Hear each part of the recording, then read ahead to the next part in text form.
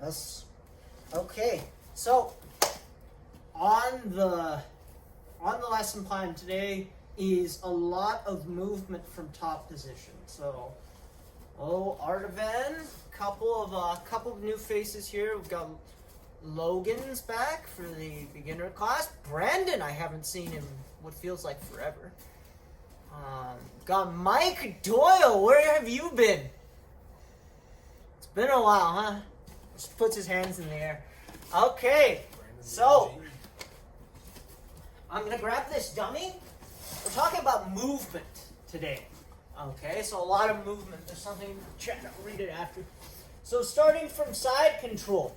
Very simply, I'm gonna pop up to knee on belly. And we're just gonna work with our knee on belly, knee on chest, and switching sides. So from knee on belly, support leg is nice and straight. Windshield wiper, bringing both feet in. So pointing both feet out, kicking out, switching sides. That's my windshield wiper. My jump switch, I'm going to put my head on the ground, hug the hip, jump across, reestablish on the other side. Okay, knee on chest. I'm going to switch my pinning knee and look towards the feet and come back here. Okay, so what we're going to do is we're going to start from side control. I'm going to call it out. You guys are just going to move around to warm up. Okay, I'm going to grab my timer. 2 minutes. Starting from side control, knees on the ground, control the head, control the arm. And pop up to knee on belly. Knee on chest, switch your pinning leg, back to knee on belly. Windshield wiper, jump switch, jump switch. Good, try to get as vertical as you can. Back to side control. Control the head, control the arm. Back to knee on belly. Windshield wiper, jump switch, windshield wiper. Knee on chest, knee on belly, back to side control, knee on belly, knee on chest, jump switch. Good. Back to knee on belly, windshield wiper, knee on chest, knee on belly, knee on chest, windshield wiper. Good. Back to knee on belly. Side control. Knee on belly. Windshield wiper. Windshield wiper. Jump switch. Jump switch. 40 seconds. Windshield wiper. Knee on chest. Knee on belly. Back to side control. Back to knee on belly. Windshield wiper. Jump switch. Knee on chest. Windshield wiper from knee on chest. Back to knee on belly. Jump switch. Jump switch. Jump switch. Windshield wiper. Windshield wiper. Knee on chest. Windshield wiper from knee on chest. Jump switch. Good. Back to knee on belly. And time. Some of our movement from top position. So we're going to talk about combining this with our mount. Okay, so the knee on belly to mount. We've covered this in at some point, just very briefly, but I want to spend some time on the details here of transitioning from knee on belly to mount. And we'll talk about knee on chest and what exactly it's used for. So knee on chest is a bit of a peculiar position. This was actually one of the kids that actually asked me this question yesterday. And it was actually something I'd never thought about before, which is, how many points is knee on chest worth? And the answer is 0. And the child then proceeded to ask me, why is it worth 0 points? And I didn't have an answer. So, and then the child, again, just ran down that line and said, well, why do we do knee on chest then? So we'll address that. Which knee on chest, though? Yeah. Well, here. But if you switch and you put the other knee on the chest. Yeah, exactly. No, but like, it was Rital. So Rital specifically asked, like, why is this thing worth no points? And if it's worth no points, why do I do it? So we'll cover that later. But let's talk about the knee on belly to mount. Okay, so perhaps the one detail here is I occupy at minimum one underhook, but ideally both underhooks.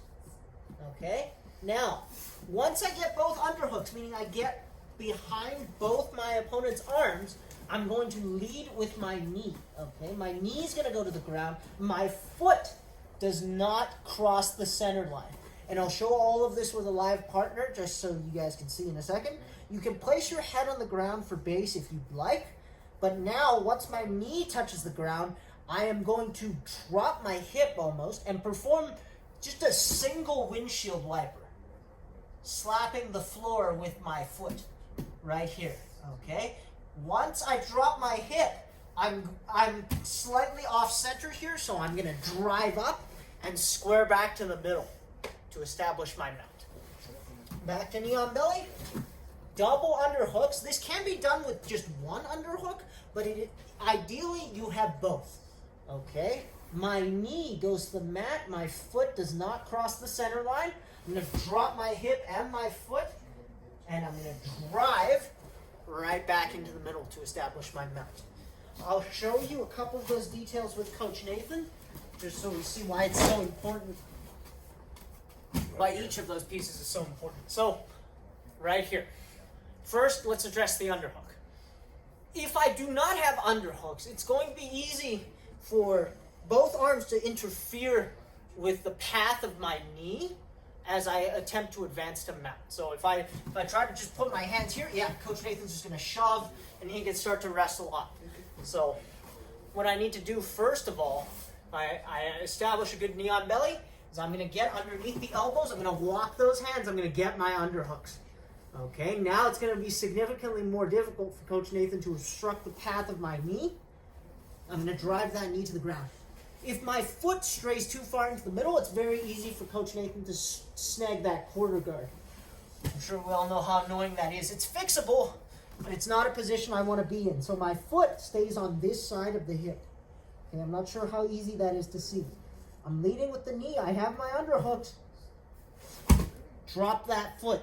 It's out nice and wide, just so if Coach Nathan again tries to reach over and stick me in quarter guard, my knee blocks his hip and my foot is out of range. He's got really long legs. Am I close? Yeah, I was half expecting him to be able to reach it anyway. So I drive back into the middle now to apply my weight properly. So one more time, knee on belly, get those underhooks so he can't obstruct the path of my knee. I drop my knee to the floor, right? Drop down right here. And again, I'm super off center here, right? My center of gravity is not where it needs to be. I want it right over the middle. So I'm going to drive up and sit to establish my mount. Good? So double underhooks, lead with the knee, slap the mat, take your foot far away from your partner's leg, and drive back over the middle. Okay, knee on belly to mount. Off you go.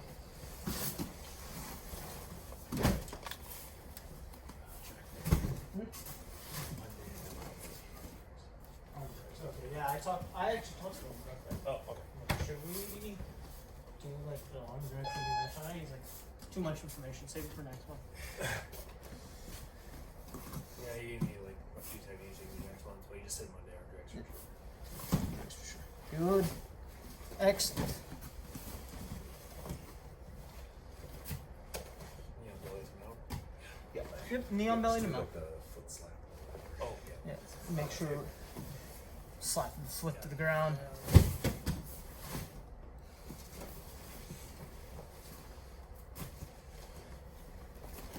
Think of slapping the mat with your foot almost like a single windshield wiper. Bring it all the way across. Pivoting on that knee, bringing that foot and the shin all the way out to the side.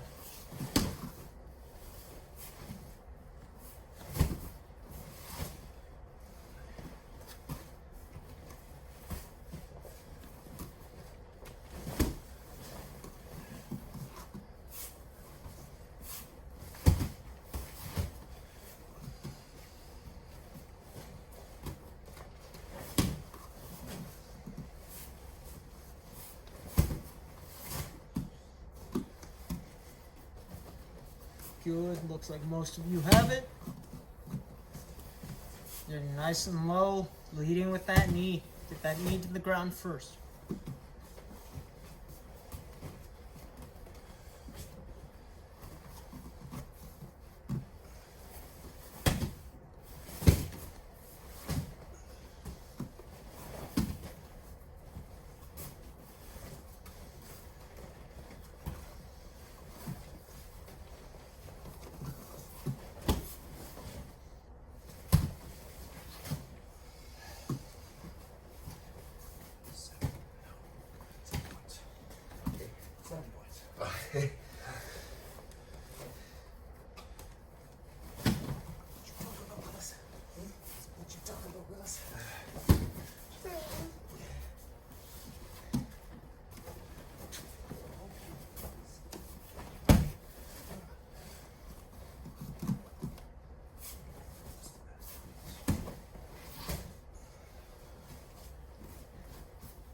That's it, guys. 30 seconds.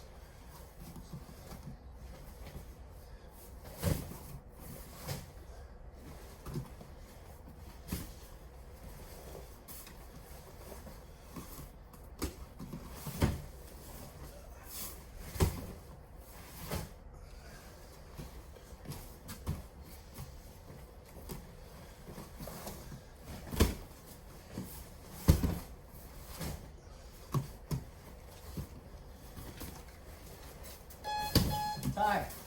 Okay, let's talk about some mount variations. These will be easier to see with a live partner, but I will show you with a dummy first. So versions of mount. This is the traditional, most traditional mount. 2 knees down, right on either side. I'm sitting down, and I'm usually, for a regular mount, sitting close to my partner's belt line, okay? Right on the stomach. We're not gonna split hairs with my upper body position. So again, my chest could be down, my chest could be up. Generally depends whether I'm looking for more for control or looking for offense, right? So if I'm postured up, this offers me less control, but this really opens up space for me to look for chokes, start to isolate arms, or strike if that's something I'm allowed to do, right? So, again, postured up, this is more for offense. If I'm more worried about my opponent getting away from me or bridging or anything like that, I'll probably be down nice and low. Or maybe I'm just trying to smother the guy, trying to gas him out. Right? So, 2 different versions. But, again, I'm not going to split hairs here. What I'm going to talk about are 2 common mount variations that are somewhat distinct. First one being the high mount. So, if I'm sitting on the stomach in a sort of traditional mount, high mount would have me sitting near the sternum, okay? All I'm going to do, there's a couple ways you can do this, but once again, this comes down to getting the arms out of the way, okay? So I either get my underhooks or I at least isolate one arm, and I can start to work my knee up towards my partner's armpit, okay? Once we get to high mount, and this will be even more evident with a live partner, you'll see your hips and your legs start to bind your partner's arms above their head, okay? So the higher your mount is, the more straight up your partner's arms will be. Whereas in a regular mount, the arms can kind of stray to the side. If I occupy that space with my knees, my opponent or my partner's hands will start to go above their head. So that is the high mount. Okay, the next one we're going to talk about is the S mount. This one involves performing almost a pigeon strip. So I'm opening my hips to one side.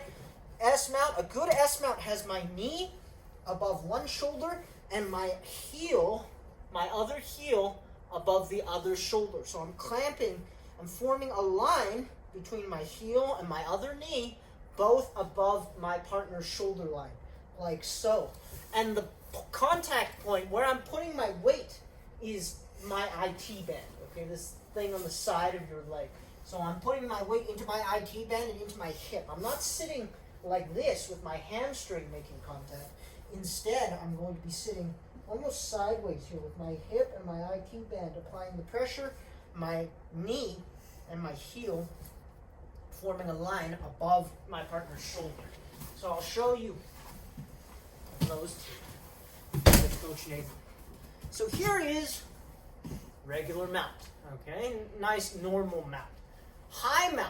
I gotta get his arms out of the way first, but if I start to dig at his elbows and I can slide my knees up, you'll see, even if Coach Nathan wanted to back his arms down now, it's going to be very difficult, right? So, again, this is the high mount. If I don't really want to make this bad, again, this is probably a little excessive because the higher you stray into mount, this is a little more of an advanced detail. Yes, you start doing this. I believe Rachel Ostovich did something like this in her last fight. Maybe it wasn't Ostovich. Someone pulled this off recently It was Ostovich. And it was like the one thing she did the whole fight. Yeah. So, she just got beat so yeah. It's a legitimate escape, and this tends to happen when you start to get really high in the mount. So this is not, as strong as this position is for isolation, this is not something you want to, this is not a place you want to hang out in indefinitely, because the further I stray from my opponent's hips, the more they can start to raise their hips and start to throw their legs in. Not great. But again, if I'm up here and I can snag an arm, I can start to turn and look for my S mount. This is great, right? And then I can look for my arm bar, do all that stuff. The S mount itself, right? The nice thing about the S mount is I really only need one arm out of the way. I drive the knee up, right? Sweep my other leg around behind the armpit, and you can see my heel is above Coach Nathan's shoulder, and my other knee is also above his shoulder. So here's his shoulder. Here's my knee over top of it. My heel is also above the shoulder, in line with Coach Nathan's ear. I'll pinch nice and tight, and I can sit down right here. Okay, and this is my S mount. Nice thing about this is we've created angular advantage. The legs can still come in, but it's going to be much more difficult for Coach Nathan to displace me with the legs. And again, I have easy access to the arms there. I can also look for my chokes. So, S mount and high mount. Now we're going to play with transitioning between the two. The one thing that's going to give you guys some trouble is working from the S mount to the regular mount. So I'm going to cover that quickly. S mount, okay? For high mount to regular mount, you're just going to push your butt back. For the S mount to regular mount, what you're going to do is you're going to lean your weight towards your knee. Okay, the knee on the ground. So you're going to lean your weight towards your knee. You're going to unwind this leg. Now you can put your hands on the ground and back your hips up. If you try to kind of lean over this way, it's going to be almost impossible to take this foot back. So I'm going to lean this way, take that foot back, drive my knees. Okay, so that is your S mount to regular mount. So we're going to play with transitioning between all of those positions. There's only three. I say all. It's really only three positions. So starting from regular mount.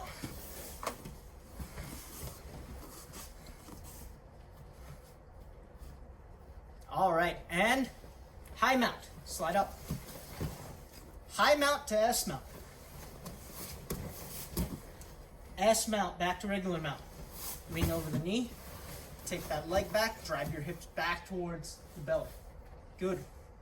All right, 2 minutes. Work through that, and we'll add the technical now.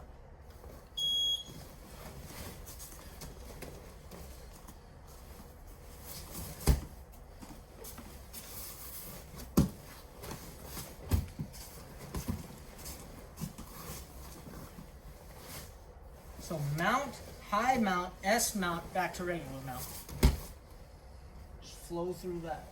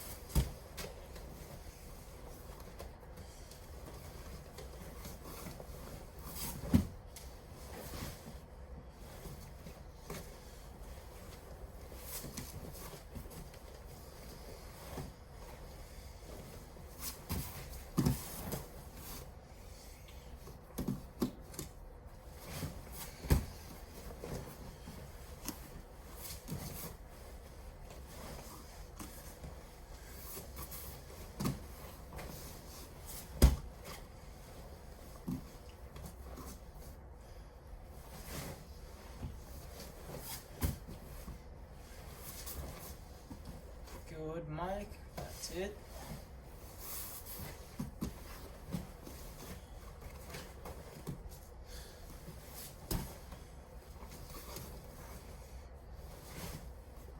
That's it, Loic. Nice and smooth. Keep cycling between those positions. Time.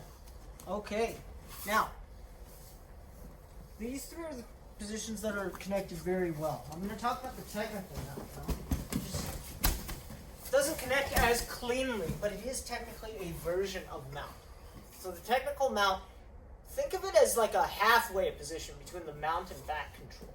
So what I'm going to look to do is start to lift my partner's back off the ground and turn my partner to the side. Now, a couple ways we can hold this, but the most common way I think is bringing the heel nice and tight, backstopping with the knee, and kind of pushing your hips in. Okay? Again, this is not a position that you're going to want to sit in indefinitely, but it does give you good arm exposure, right? And it gives you back exposure as well. So while it's not a great position, it's not the most stable version of mount, it does expose your opponent to various attacks.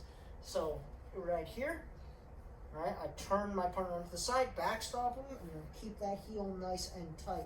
It's important here, one of the biggest vulnerabilities of this particular position is this foot that's currently on the front side. I'll show you with Coach Nathan. If I allow my foot to drift towards the belt line, it's going to be very easy for Coach Nathan to take that hand and just stuff my ankle. Yes. From there into quarter guard or into half guard, right, or into deep half, for those of you that know what that is, right? That's one of the easiest ways my opponent gets out of here. So when I hold a technical mount, I like to keep this ankle nice and high. That way, again, if my opponent tries to jam my ankle, it's very difficult, and I actually have time to respond as well, to start hand fighting and stabilizing this position. So the foot on the front side stays nice and high, the knee behind backstops, and that is your technical mount. There's a couple of ways to get to here. Easiest one is just to grab the shoulder and the arm. You could also opt for the gift wrap, passing the arm across, and then using that arm to force your opponent onto their side.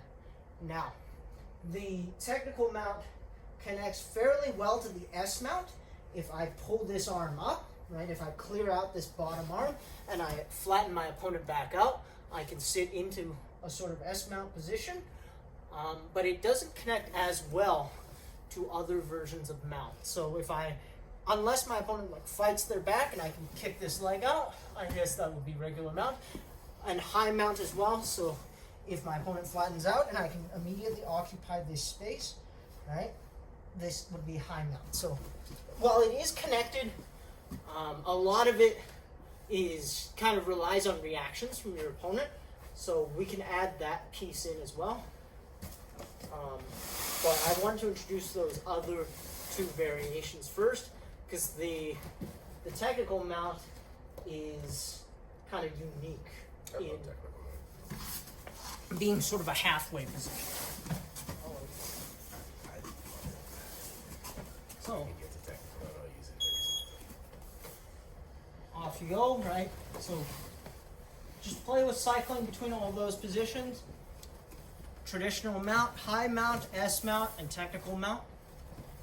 Feel your weight distribution, move around a little bit, see how you can kind of flow between those positions.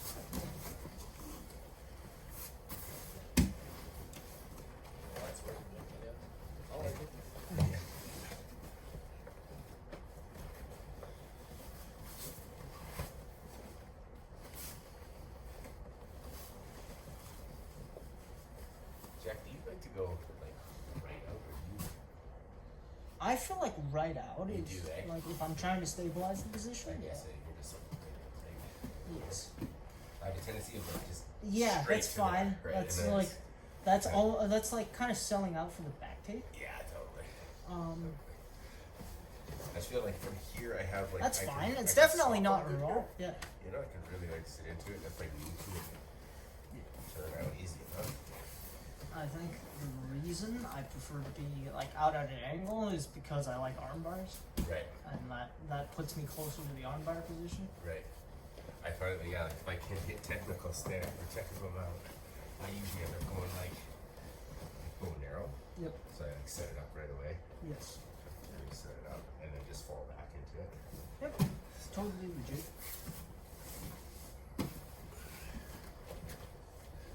You can use it to set up triangles.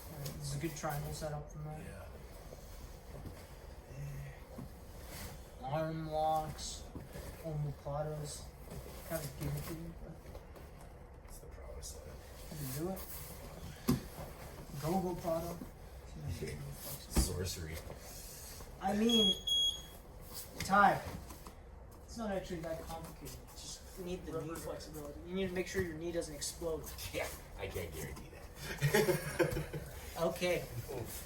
Any questions on kind of top position? Just moving around a lot today, alright? Just understanding where all those positions are, especially if you're a little bit newer. Didn't actually cover a lot of submissions today, or any for that matter. Briefly showed you guys the arm bar. But the idea for this class is just to focus more on positioning and moving between positions so you know where all of your controls are, right? And how each of those positions kind of works. So obviously with whenever we have different versions of a particular position, each version has its own advantages and trade-offs. So you're really looking for, as you're moving between positions, which one makes you feel the most comfortable. You're like, I feel really stable here, I like being here, you know, this is the one I'm going to focus on. So for me personally, I really like the S mount. I'm not as big on technical mount, I'll admit that.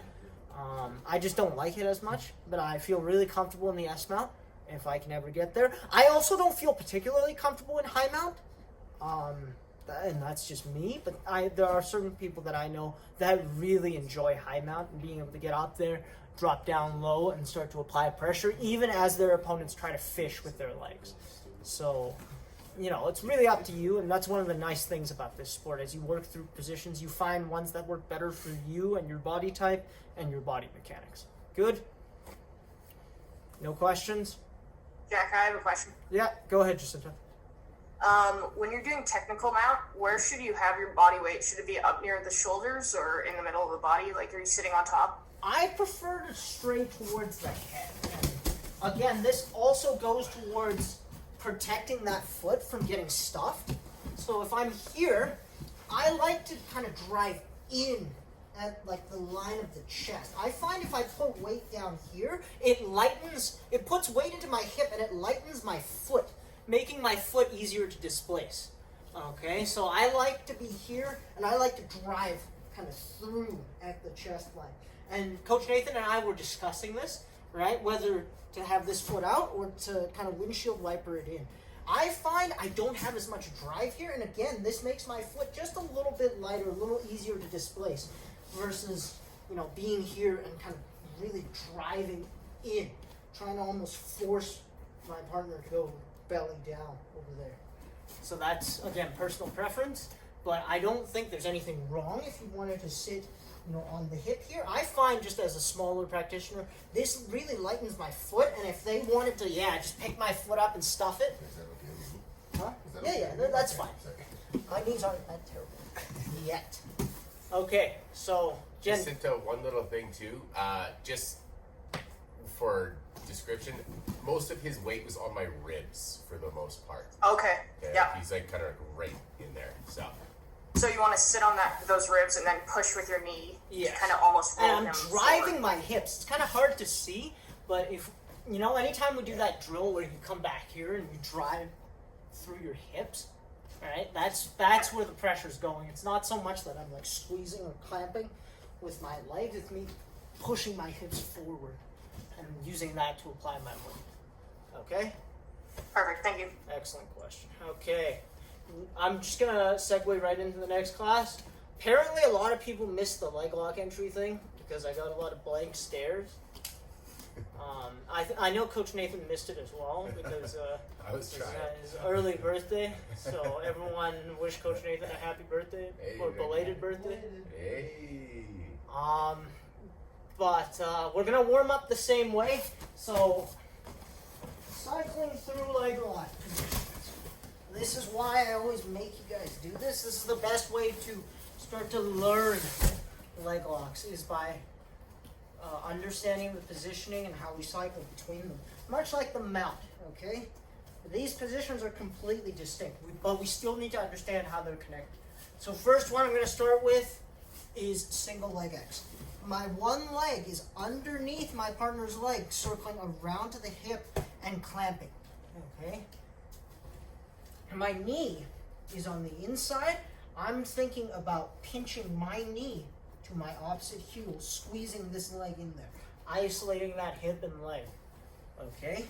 I can reach over the top here to control the ankle, like so. My foot can, for this position, can either be tucked under the near buttock or the far buttock. There are differences. For reference, the tucking it underneath the far buttock usually makes you a little bit safer. So if you want to tuck it underneath the far buttock, point the knee out and pinch nut right here. Now it's going to be the safest single leg X position. Okay, now I'm going to take this foot out, bring my knee in towards my chest, circle outside, and get 2 feet on the hips. Okay, this is double outside ashi. So double outside, I'm going to bridge. So the common misconception from here is that you want to squeeze your knees together and try and keep this leg. Instead, I'm going to widen my knees and bridge. Okay, naturally as I step into my feet and bridge into the hip, my knees are going to widen out. But this pressure of the bridge is really going to take slack out of the knee, and that's what's going to allow me to hold this position. Okay, you can triangle as well. Some people were saying as they were playing with the triangle that they didn't feel as comfortable here. I don't feel as comfortable triangling my legs either. I feel like this doesn't create as much distance, and especially as someone who's a little shorter, right, or a lot shorter, people, I find opponents will, and I'll show you with Coach Nathan, reach behind me and start to get to my back. Okay, so that's never been ideal for me. So I like instead to step and bridge. And our final 2 positions, I'm going to turn to my knees for what is referred to as rear ashi. You can sit on your butt here, start to step this middle leg up. Okay, holding onto this leg. So this leg is isolated here. I have toe holds, heel hooks, and knee bars right here. And our final position, I'm going to rotate all the way through to my hip, collect this other leg, triangle my legs to get to my 411. So once again, back into the middle, rear ashi. I'm going to rotate, take my hip off my partner, keeping my knee on the outside and flared, bringing this other leg into triangle, and grabbing the free leg and putting it in my armpit. I like to tip towards my hip here, right, to establish this position and lock it in. You could as well just sit here and hold that leg. Show that.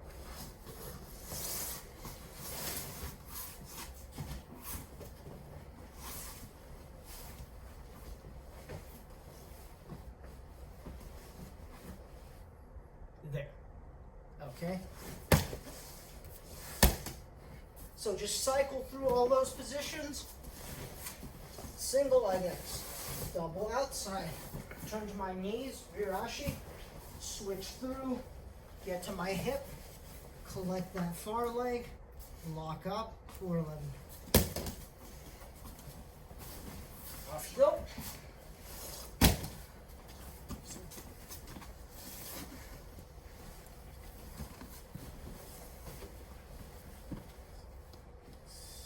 Foot on the hip there. Left foot on the hip. Good. Take it out. Both feet on the hip. Turn to your knees. Good. Go all the way through.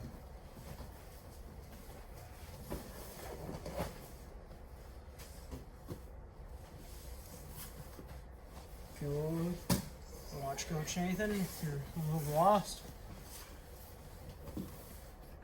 Just working through our positions.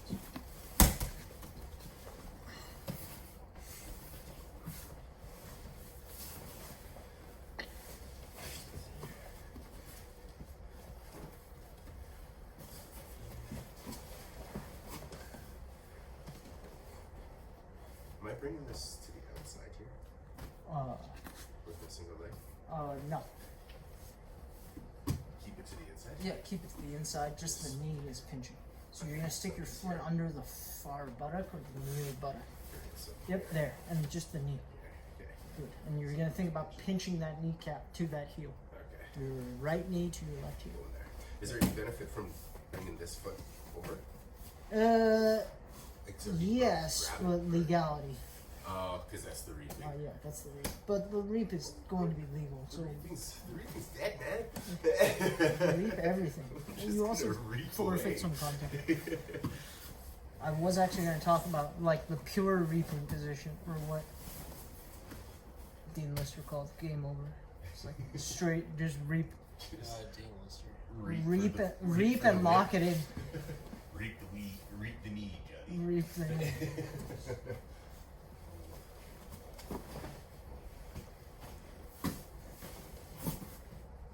Keep working through those positions.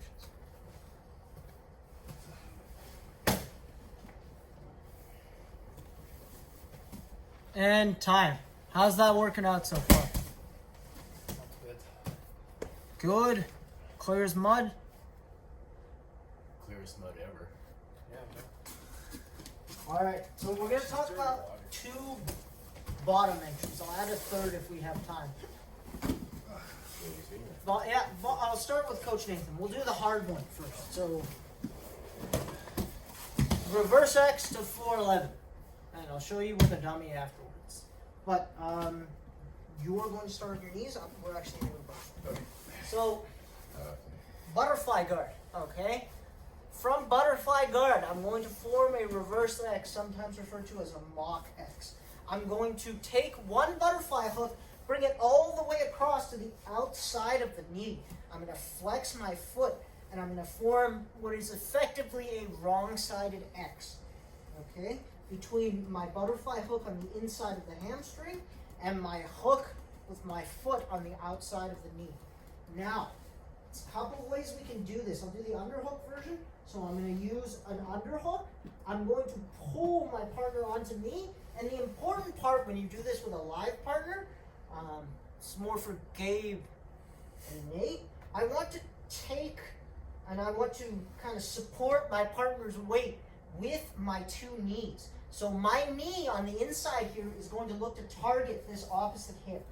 So as I pull my partner, right, I pull their weight onto me, and it's hard to see here, but this knee is supporting the one hip, and my other knee supports the other hip. So even if Coach Nathan lets all of his weight float on top of me, I'm fine here. You can hear that I'm not putting a ton of strain on myself to support the weight.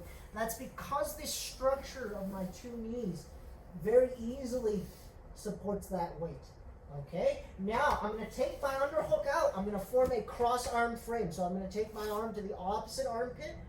Right from here, this is where things get a little tricky. I'm going to elevate this structure, this reverse X.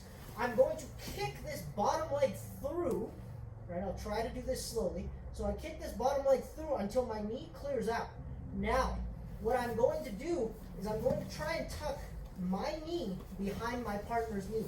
So I might have to change my angle a little bit, but I'm going to think about driving this knee behind my partner's knee. I'm going to use this arm to help me, right? I'm going to drop my partner to the hip, and I'm going to collect that opposite arm, right, or opposite leg right here for the 411. So it's actually hard to slow down, but I'm doing my best. So right here, underhook, reverse X. Right, I pull, I get the weight onto me. I'm going to make a cross arm frame. I push my partner's weight towards his hands. There. Okay. Getting my legs through, finding my triangle, collecting the opposite leg. And again, if I really want to secure this position, dropping to my hip to really solidify my leg position. Okay. Show you guys with the dummy. Yeah, I'll probably use that one. Yep, no worries. Right here. So I'm out here with my reverse X. Okay, I'm gonna pull my dummy's weight onto me, using the reverse X again to support that weight. Underhook drops out, I'm gonna go to the other side. Now I'm gonna elevate, right? I'm gonna elevate. This leg, the leg that's hooking on the outside, is going to kick through. I'm going to pull that leg in, find my triangle, thinking about taking this knee behind my partner's knee, and then I'm going to use my legs to push my dummy towards the hip and sit up for my position. This might be all we have time for today, that's okay, because this is quite complicated.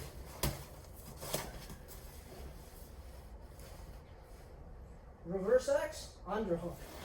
Pull, get the weight on top of you. This is a good one to learn with a dummy before you do it to a real person. Cross arm frame, start to change my angle a little bit. Alright, still supporting the weight with my reverse X. I'm going to kick this leg through, bring the other leg in and behind. Use my legs to drop my dummy and sit up to secure my leg position. There you go, Mikey. Good. You got it. It's there. Okay, off you guys go. Give you guys plenty of time for this one. 5 to 6 minutes.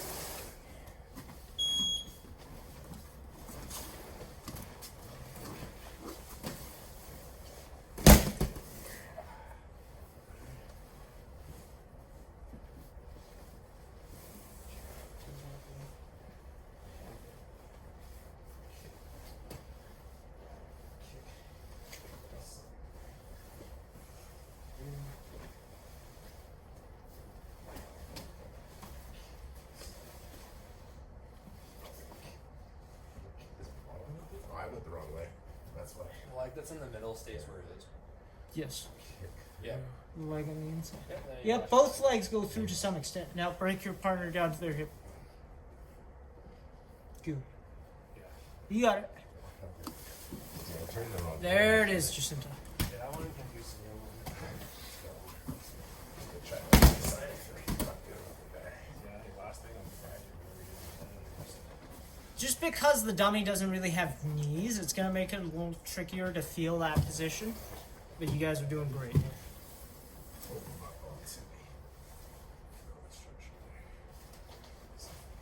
So I'm ditching my underhook and reaching across. Yes. Good. Turning. Yes. Kicking Perfect. my bottom through. Yes. Now bring it back in. Bring that knee back in and find your triangle. Yes. Perfect. There it is. Okay, sweet. You might have to do it to me just to feel how that, like, because I the could feel key when you were point- doing it to me. Yes. I just like, The knee. yeah. Is hunting for the back of your It's kind of weird opponent's too knee. with the dummies too because they just your leg just kind of slides. It doesn't bend at all. Yeah, there's nothing to bite on. Yes. This does feel strange with the dummy. The lack of weight helps, but the trade-off is that there's no bend in the leg. Meaning it's really hard, unless you know you've done this position before and you're familiar, and you can work through just a straight thing. Just triangle through it. Good.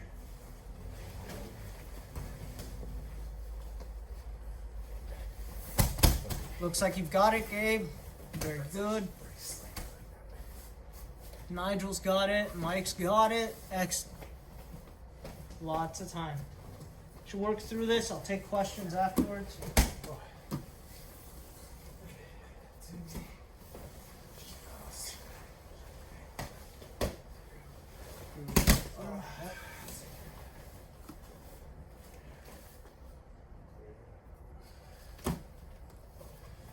This top knee, does it matter if it stays up It top needs to or be does out. it need to go No, through? it cannot go through. It cannot It go needs through. to stay out. We talked about this. right? Yes, clearing the knee there. The knee bar. Yeah. Okay. Needs to. In order to hold the 411, you need that knee on the outside of the hip, locking the hip. The second it strays inside, your partner can yank their knee out. Okay.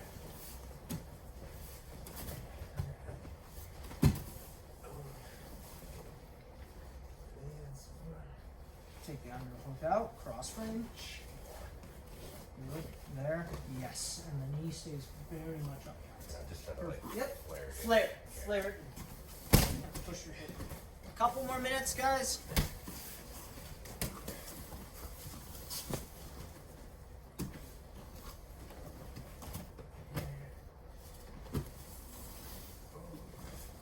Good, Gabe. Switch with Nate if you haven't already, Gabe.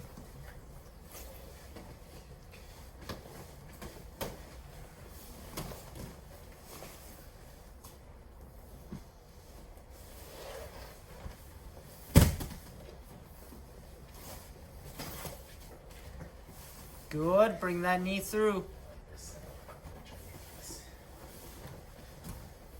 I'll have you do it to me in a second, just so you can feel what it feels like with the knee. It gives you a target, which is bringing that knee through into the back of your partner's knee. Yeah, like I could feel when you like clamped it when you brought your knee back in. Yes.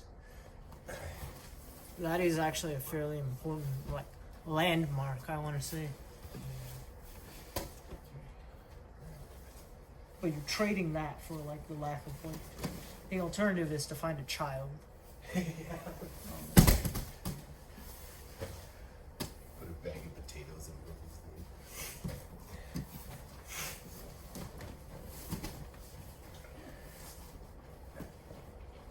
Practice this on Andrea.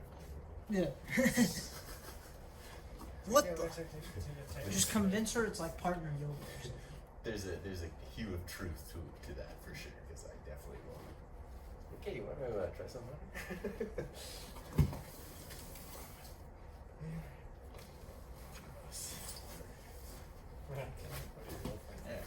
Okay, there's your video. What's that? No, it's like, oh, we're trying something new. It's like, or it's like, oh, something new. It's like a choke. Oh yeah. It's like, oh, it's not what I had in mind, but. Oh, it's a thing in our house for sure. I get all these crazy Pilates experiments done on me. I get to try jiu-jitsu. So tick for 10. 10 seconds.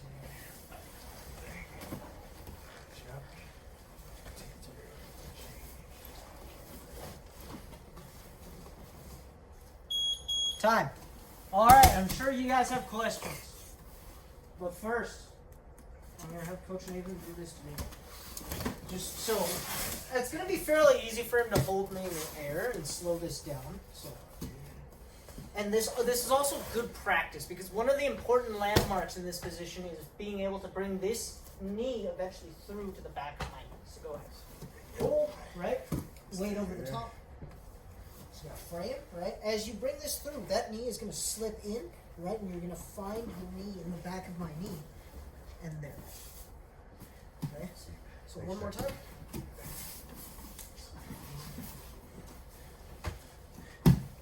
Back up. Fine. Good. Oh, lost it. Nope. Yeah, you got it. You got it. Oh, Drop. Yeah. Perfect. Okay. There. Sweet. Thank you, Jack. So, again, questions, concerns. Very Can you show the follow through of the leg attack from the 411 position? Okay. Did we not do that last day? We did. Yeah. But I missed half the class because my Zoom meeting wasn't working. Travis. I'll do that. Well, I'll just do it with the coach now. Yeah. Where do you want it? For Straight to the 11? yeah, it doesn't matter. So I'll access it with a back step in this case. Okay. Here, I sit, I gather. Here we go. So, from the 411, I have an ankle lock grip. This is actually a decent ankle. So, I have an ankle lock grip on the free leg. Probably the simplest, most stable submission is the knee knot, sometimes referred to as the Texas cloverleaf. Again, I don't know why. Some big Texan did this a bunch or something. I'm going to take my free arm. I'm going to rotate the knee, okay? Now, I'm going to switch my hand. So this hand goes from an ankle lock grip on the free leg. It's going to circle under and pick up the other leg in the crook of the arm. So your position should put you with one leg or 1 foot underneath your armpit and 1 foot in the crook of your arm. Okay? From here, I'm going to bring my free hand over to my locking hand. So do not make the mistake of trying to bring this hand over to the other hand and bring the other hand over here. I'm going to start to pitch to my hip on this side, and I bridge as I pull my hand. Okay? Ankle lock. Circle, circle, circle, underneath. One arm in, or one leg in my armpit, one leg in the crook of my arm. Other hand comes across, I lock up, I roll to my hip, I pull, and I bridge very gently.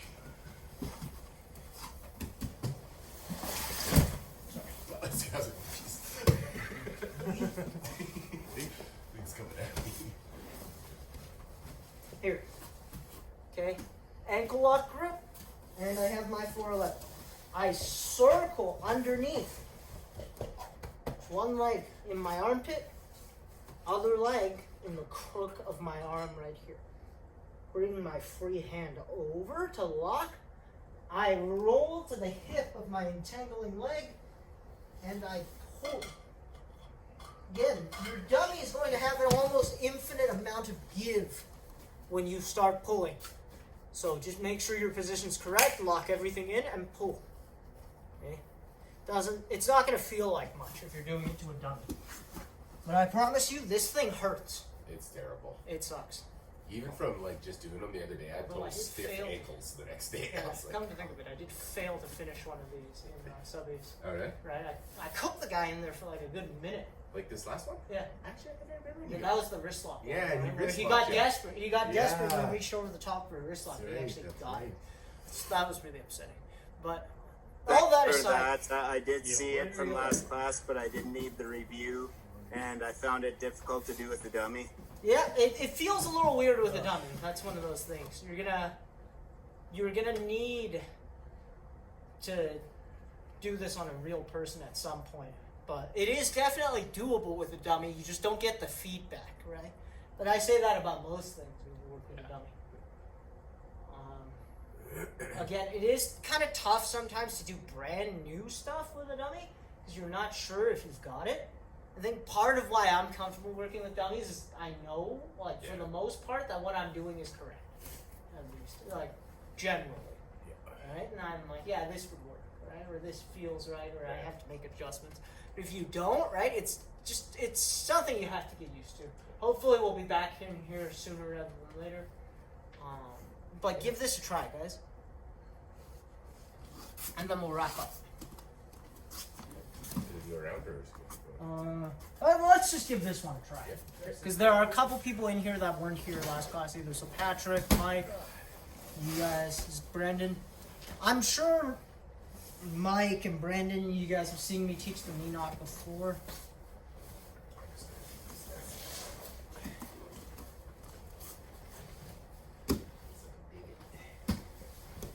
Roll all the way to your hip, Gabe. All the way to your hip.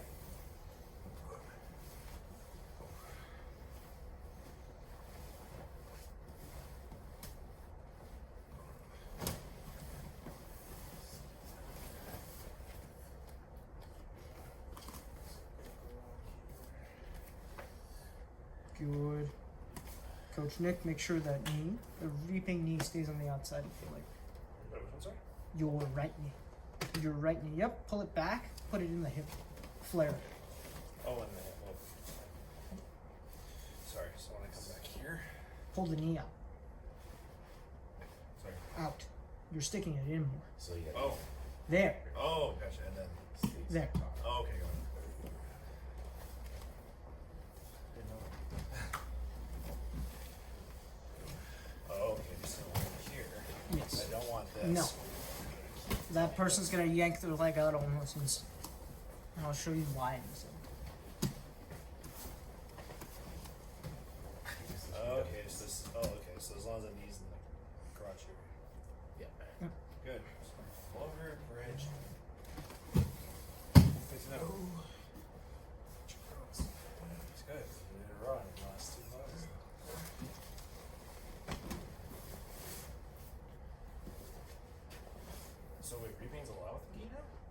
in no gi. Oh no. Brown. Let's be honest, no one's cared for at least 4 years. Well, I remember when I was trying to think on Monday, and then it was like, you can't do that in no gi. I'm like, what? He's like, oh yeah, I know that. All right, time. Let's explain something because some people miss this, I guess. So, if I'm in the 411, so you just sit down. I'm accessing the 411 this time by stepping in and back stepping again. We talked about the importance of keeping the entangling leg flared, like so. I'm going to place my hand over my kneecap, okay, just so you guys can see where my kneecap is. Okay, so you have an idea. So my palm is right over my kneecap. This is my leg position. If I allow my kneecap to stray inside the line of legs, pull your leg out. Just pull it out. Pull the leg out. It slips out very easily because I have no pressure on the hip. I can squeeze my knees all I want. Pull your leg out. Very easy. But I'm going to remove my hands. I'm going to flare my legs. I'm going to come here. Pull your leg out. Keep pulling. I feel like I'm gonna See? He's dislocate my kneecap. exactly. And what Coach Nathan has started to do is force my knee inside. And if he managed to force it enough to the inside, he could once again remove his leg. But if he just tried to, just try to drag your butt back and pull your leg out. Instead of doing it properly. Yeah, exactly. Right? So that's the importance of keeping this knee flared. Pull your leg up. Very easy. Right? I need hip pressure to maintain this position. The number one thing that confuses people who are new to the 411 is they think they have to squeeze their knees or they have to, pinch their legs together. That's not it. The position is locked in by the flare of your knee and the fact that you're applying pressure to the hip. Okay, it's pressure to the hip that stops the leg from escaping. It's not about squeezing on the leg itself. Okay, and that's where people start to run into trouble. We go back here because these things are actually they're opposite, right? If I try to squeeze my knees together, my knee naturally strays inside, and it actually makes it easier for Coach Nathan to extract his leg.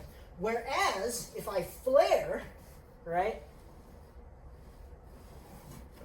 it's now much more difficult. It's not impossible, but it's much more difficult. Okay? So, flare. Keep your kneecap on the outside. Try to look for kind of the bony part of the hip, the iliac crest, with your kneecap. Just flare it outside. That's probably the most important piece about the 411. You don't have to triangle. You don't have to lock in like a full triangle. Some people will stomp. Some people will go ankle to ankle. Some people won't, lock at all. But the important thing is that leg is inside and you're flaring it. Okay? Good. Any other questions? Silencio. No? All right, that's it for today. Cover more finishes and some transitions in the future, but I guess a lot of people missed some of the setups that we covered last week, so we went over that again today. Travis? Question? No? You're good? All right, let's bow out.